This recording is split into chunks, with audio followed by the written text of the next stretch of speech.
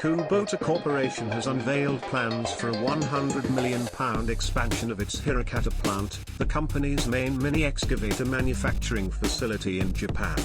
The expansion will see Kubota increase its annual production capability from 48,000 to 78,000 units, helping tackle not only the high demand across Europe and North America, but also the future demand predicted in Asia and other emerging markets.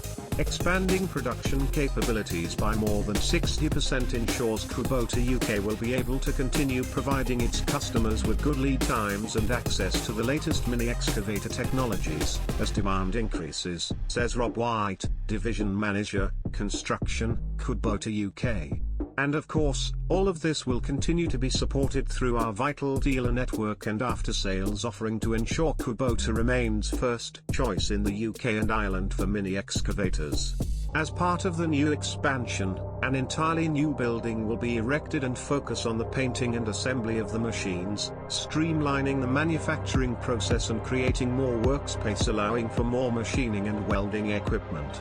The new facility will an area of 12,150 square meters. Kubota expects the start of operations for the assembly line to commence in Q4 2024, with the painting line becoming operational a year later, in Q4 of 2025.